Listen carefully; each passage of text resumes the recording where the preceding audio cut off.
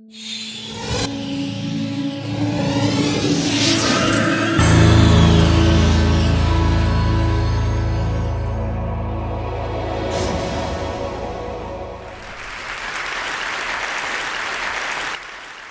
a kid, yeah, it's a little thing about, it's a 4chan thing. There's kids on the internet, they have this group of kids and they like to say funny words like barrel roll or there's a video game move from Star Fox.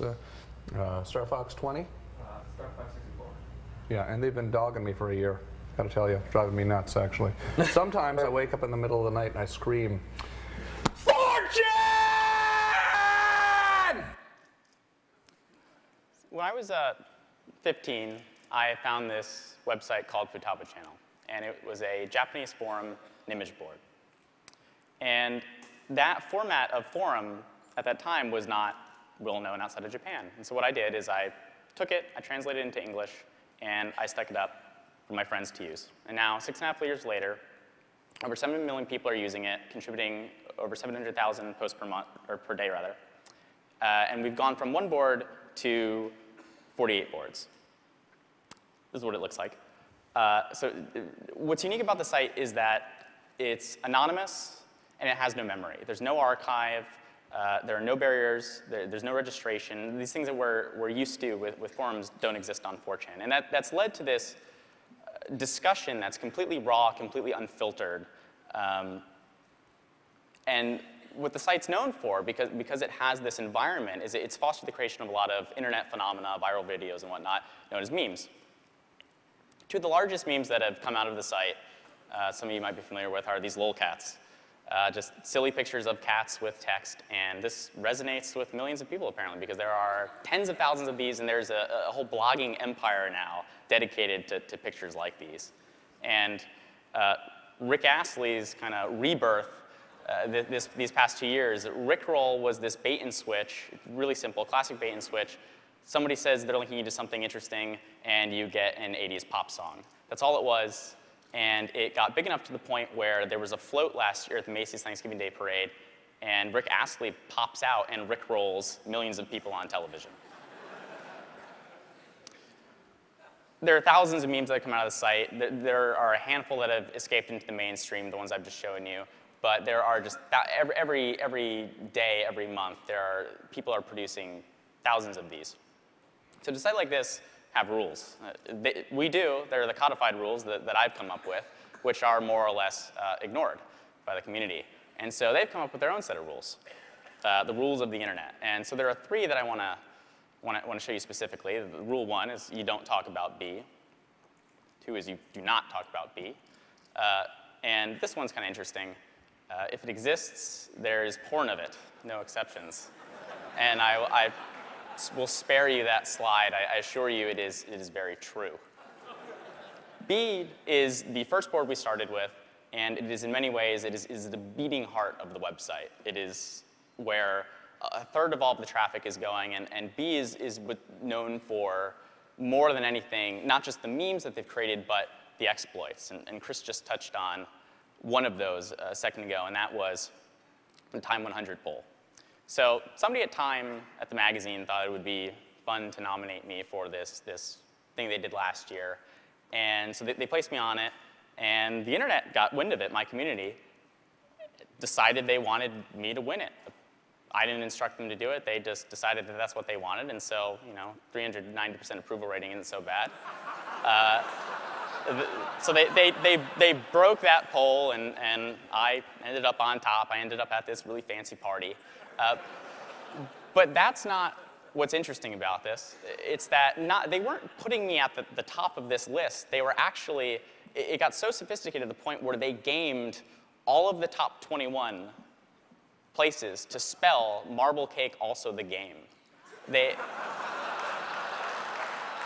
The amount of time and effort that went into that is absolutely incredible. And Marble Cake is significant because it is the channel that this group called Anonymous organized. And Anonymous is this group of people that protested, very famously, Scientology.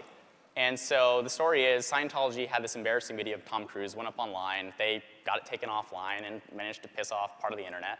And so these people, over 7,000 people, less than 1 month later, organized in 100 cities around the globe and this is LA, protested the Church of Scientology, and they've continued to do so. Now, 2 full years after the fact, they are still protesting.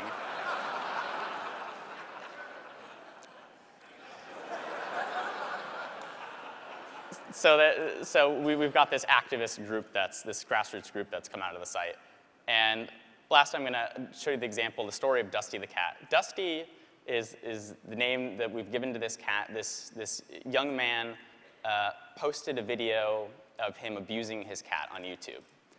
And this didn't sit well with people, and so there was this outpouring of support for people to do something about this.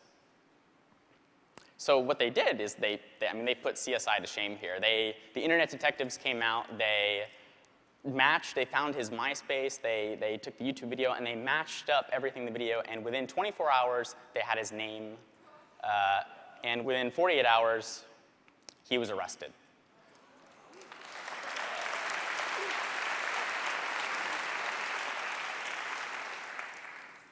And so what I think is really intriguing about a community like 4chan is just that it's this open place.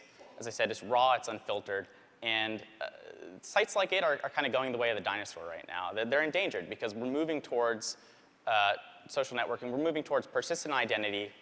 We're moving towards a lack of privacy, really. We're sacrificing a lot of that, and I think in doing so, moving towards those things, we're losing something valuable. Thank you.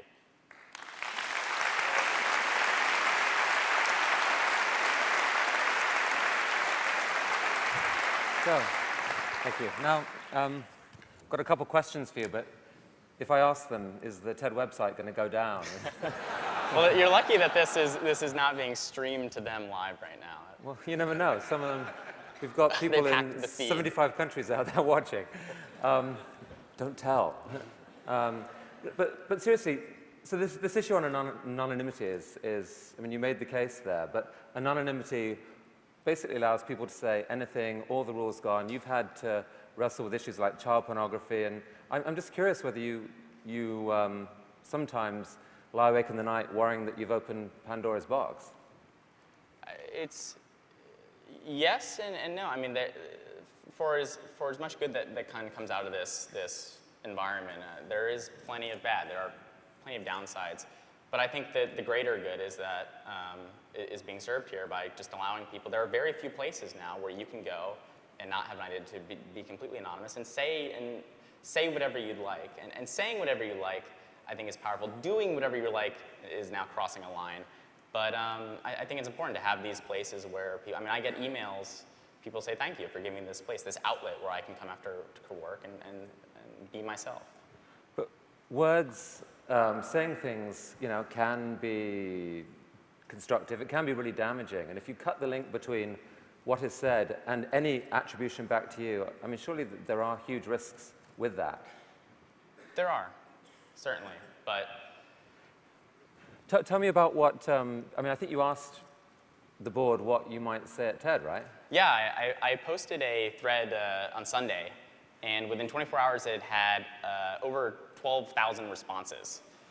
And the thing is, I didn't make it into that presentation because I can't read to you anything that they said, more or less. 99% of it would have been, bleeped out. But there were some good things that came out of that, too. Love and peace were mentioned. Love and peace were mentioned kind of with quote marks around them, Cats right? and dogs were mentioned, too. And has that content is all off the board now, right? It's gone, or is it still up there? I stuck that thread so it lasted a few days. It went up to about 16,000 posts, and now it has been taken off. Okay, well, I'm not sure I would have necessarily recommended everyone at TED to go and check it out anyway. But Chris, you yourself, I mean, you're a figure of some intrigue. You've got this surprising semi-underground, influence, but it's not making you a lot of money yet. What's the commercial picture here? Sorry about this. The commercial picture is that there really isn't much of one, I guess. You know, when you've got, the site has adult content on it, and I mean, obviously it's got some very offensive, obscene content on it just in terms of language alone, and when you've got that, you've pretty much sacrificed any hope of making lots of money. So you still live at home, right? I actually moved out recently. That's very cool. I got out of mom's, and I'm back in school right now. But what conversations did you or do you have with your mother about 4chan? At first, very kind of pained, awkward conversations. The content is not dinner table conversation in the least. But my parents, I think part of why they kind of are able to appreciate it is because they don't understand it.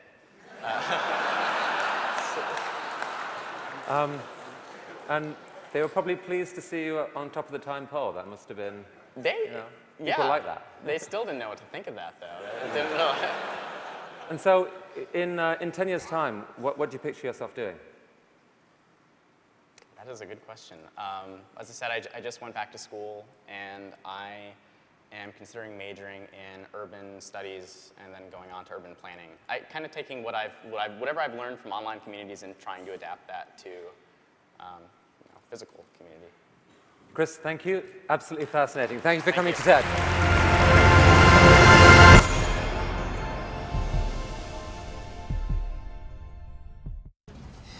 What's the holdup? He's looking for his dongle. We need a dongle. Yes, we need a dongle. Brandon usually brings the dongle. Susan, do you have a dongle? No, I didn't bring my dongle. Having a little dongle issue. Dooley has a dongle. I don't have a dongle, sir. Let's get started. Do you guys have a dongle? We're not using a dongle. See? It's pretty cool, huh? Nice. Share files instantly, only on the Galaxy S3.